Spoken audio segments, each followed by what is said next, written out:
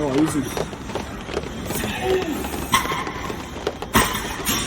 Hello and welcome back to the road to the 200 kg deadlift, episode number 3 now. And in the first set, we are doing 105 kg for 6 reps, and this is on Wednesday the 10th of August recorded. So when I was doing this first set, looking back on the footage now, I'm doing it quite quickly, the form's pretty good. When I was doing it, I felt like I was going really slow, but that was like in my head. When I was speaking to my PT, he was saying, yeah, they're flying up, and watching back the footage now, they are flying up, which is good.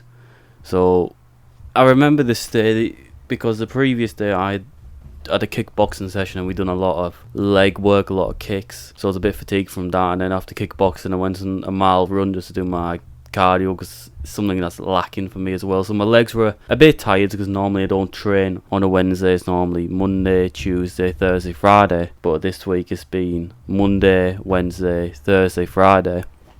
So I was a bit fatigued from kickboxing, but there's no like real excuse at all for slacking off or anything. I just have to get on with it. That's life. I'm disciplined and I'm obsessed with the gym. I'm going to go to it no matter what. And I didn't sleep too well the night before, but I'm going to stop making excuses and just get on with my work.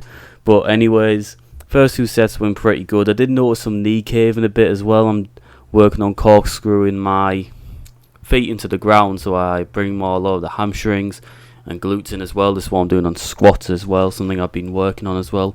And just working on my bracing and breathing as well, as that is very important as well. So with these low weight high reps, because this is 4 sets of 6, previous week was 4 sets of 7 reps at 101 kg, this week's 105, just working on my bracing and breathing and knowing in my head, just getting used to, like, I don't need to be like rushing around like touch and go deadlifts and stuff like that.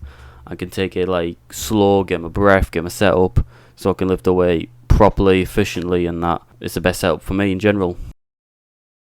But from this side view, look how beautiful them rogue plates are. They look fantastic. And this side view is very crucial for me as well, because there's one thing I did pick up that I was addressing later on in the week, that my starting position, my hips are a bit too low, so I'll slow it down in the clip. What I'm doing is that my setup's too low and it causes my hips to rise first out of everything. Again, my personal trainer did tell me about this situation, this problem. Not a huge problem overall in general, because the form's pretty good just apart from that, but I wanted to be spot on while we're doing these low weight high reps, that everything's sorted, so when we get to the big lifts, maxing out, etc., I will be ready and prepared. So it's Friday the 12th of August and this is the pause deadlifts. Originally in the program it was supposed to be 99 kg, but doing it at home is a nightmare trying to get 99, so I just thought screw it, I'll do 100 kg for reps. I believe it's 5 reps or 6 reps, I'm not sure. But on this, because it's a longer episode, I have 2 views. I have one of the camera from the front and one of my phone from the side on a tripod. And this session, this deadlift session in general, was quite taxing. I found it quite a struggle. But what I'm working on in this as well is having my hips slightly higher so that everything moves together. But the difference between a pause deadlift and a regular deadlift, apart from the pause, is that you really have to move up all at once, because you're pulling it about 1 to 2 inches off the floor on it, and then it's like full on leg drive up, so you really feel it in your legs as well. And if you're someone like me who needs to work on lifting with the legs as well, not just it all being low back, compromising using lower back, I want to use all the muscles I can in my body, so I'm not feeling it in my back and feeling it in my legs as well. This is a fantastic variation for doing that. You really do feel it, and it makes you work as well. I really do like this variation. It's challenging, I'll admit to that. It's definitely challenging and can be taxing, because on the first set I'm doing, what I did forget was like to pull the slack out of the bar first and then go on the pause as well. So it's almost like it's a 3-piece move almost. So you're pulling it for the slack comes out of the bar, and then you're pulling it up a tiny bit, and then you're shooting it up.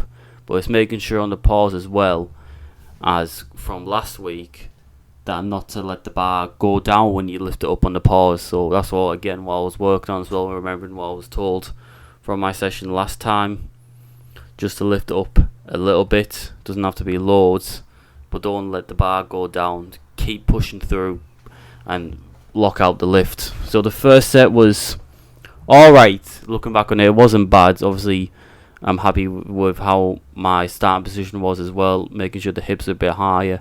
Again, I should have moved whatever, it looks like a hoodie or something from the exercise bike, so you'd be able to see my hips again for the viewer, which is you, and for me, who likes to analyse and watch their form. Should have took out the way, but moving on anyways. Second set, and I'm just remembering bracing, breathing, bring it up. The bar's moving a bit slow, but the previous 2 days has been squat and deadlift, so it's like the last day of the working week for like my lifts, so I'm a bit tired, you know what I mean. No excuse, but we still get on with it, push through as well. So as you can see from the front view, I'm looking to the side, I'm at 400 to see where my hips are lined up as well. And the good thing about this is that there's no real knee caving as well.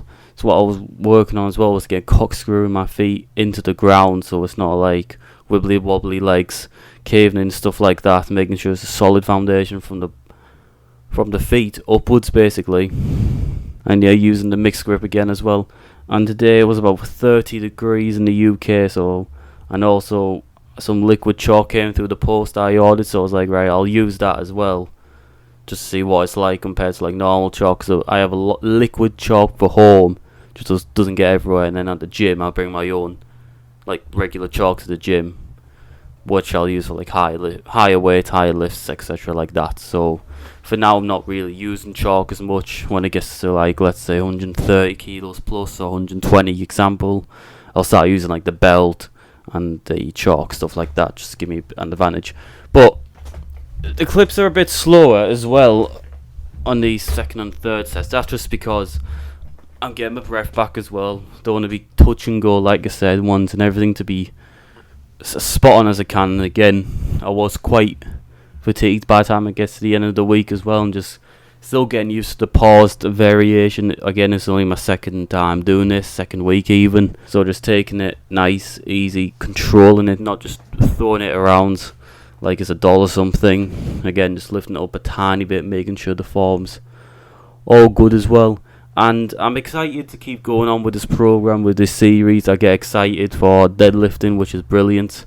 I really do think I can get the 200 kg sooner than I think. I have said end of the year, so 4 months. Again, I don't think it's impossible. I don't. Even if I don't get it, I will still be a high number, I believe, because I do like this lift. Compared to the squat and bench, I feel like this is the lift I know the most, and if you get me, like, my setup's better than the other 2 lifts. I enjoy this lift a lot more. My body's built for it more than bench press and squat. That's just how my body is. Everyone's body's different. Some people prefer bench, some people prefer squat, how their body's built, bigger femurs, etc. Like with my build, I have longer arms, longer legs, which for bench press doesn't really work, but for deadlifts that's like great. And like knowing that helps me mentally, like, oh, I can do so much just because I've been told by my good friend Connor, who works at the gym I go to, telling me, oh, your body's built for deadlifting. I was like, fantastic, that comment spurs me on. But yes, it's getting into the last set as well. A good workout, a good week. I enjoyed this week, even though it was a bit taxing as well, a bit fatiguing from kickboxing, training 3 consecutive days on like heavy lifts, obviously variations, the compound lifts even.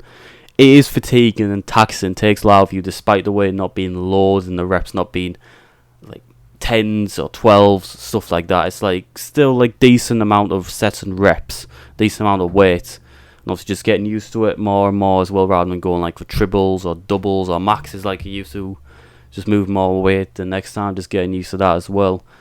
But yeah, just enjoying it in general, just keep the weight going up.